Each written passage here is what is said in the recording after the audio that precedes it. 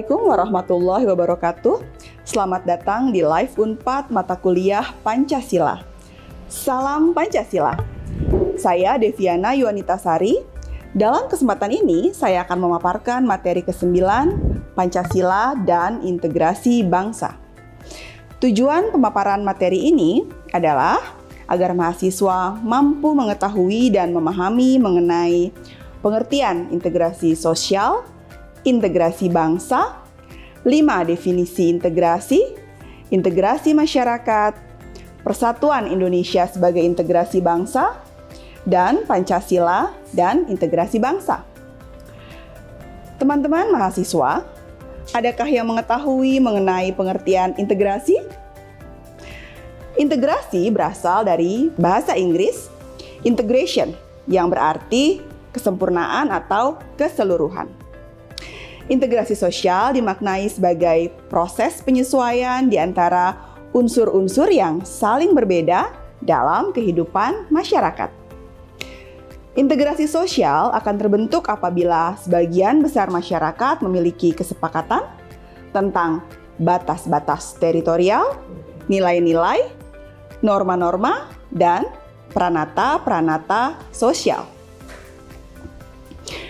Di Indonesia, istilah integrasi masih sering disamakan dengan istilah pembauran atau asimilasi. Padahal, kedua istilah tersebut memiliki perbedaan.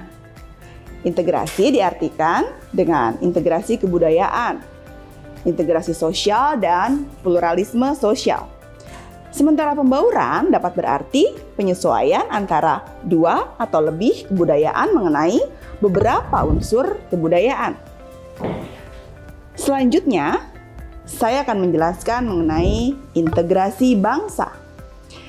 Integrasi bangsa adalah usaha dan proses mempersatukan perbedaan-perbedaan yang ada pada suatu negara sehingga terciptanya keserasian dan keselarasan secara nasional. Seperti yang kita ketahui, Indonesia merupakan bangsa yang sangat besar, baik dari kebudayaan ataupun wilayahnya. Di satu sisi, hal ini membawa dampak positif bagi bangsa Indonesia, karena kita bisa memanfaatkan kekayaan alam Indonesia secara bijak, atau mengelola budaya-budaya yang melimpah untuk kesejahteraan rakyat. Namun selain menimbulkan sebuah keuntungan, hal ini juga bisa menimbulkan masalah yang baru. Teman-teman mahasiswa, apakah Anda mengetahui 5 definisi integrasi? Baiklah, akan saya jelaskan. Yang pertama, integrasi menunjuk pada proses penyatuan berbagai kelompok budaya dan sosial dalam satu wilayah dan proses pembentukan identitas nasional. Yang kedua, integrasi menunjuk pada masalah pembentukan wewenang kekuasaan nasional pusat di atas unit-unit sosial yang lebih kecil.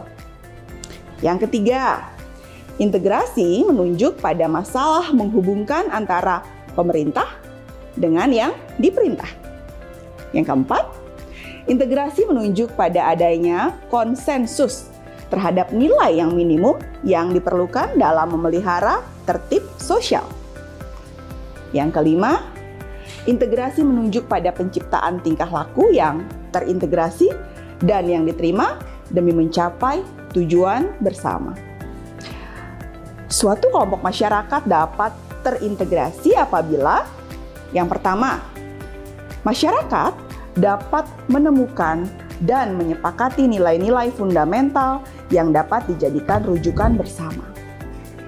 Yang kedua, masyarakat terhimpun dalam unit sosial sekaligus memiliki cross-cutting affiliation atau anggota dari berbagai kesatuan sosial sehingga menghasilkan cross-cutting loyalty atau loyalitas ganda dari anggota masyarakat terhadap berbagai kesatuan sosial.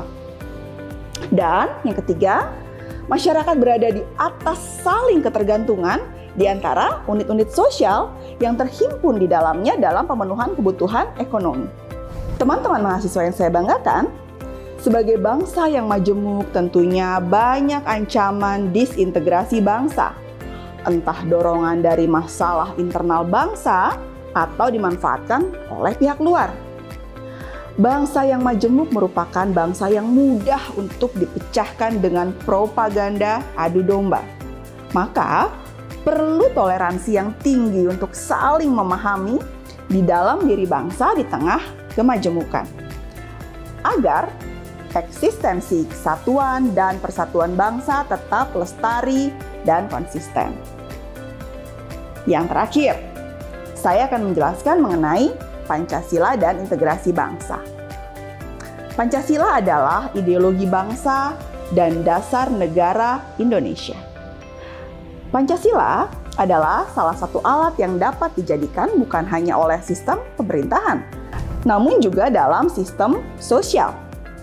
Sebagai salah satu alat untuk kembali mempersatukan negara ini, sesuai dengan apa yang dicita-citakan oleh para leluhur kita.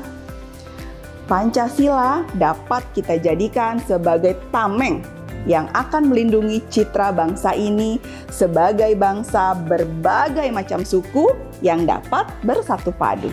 Berdasarkan paparan materi ini, bisa kita simpulkan bahwa dengan adanya Pancasila, kita yang terpisahkan bukan hanya oleh laut dan daratan, namun juga dipisahkan secara budaya atau bahkan agama, dapat duduk bersama dalam satu tingkatan yang sama, tanpa adanya suatu diskriminasi sekecil apapun terhadap siapapun di negeri ini. Demikian paparan penjelasan tentang Pancasila dan integrasi bangsa. Sampai bertemu lagi di Unpad Live dengan pembahasan materi yang lain. Terima kasih dan salam Pancasila. Wassalamualaikum warahmatullahi wabarakatuh.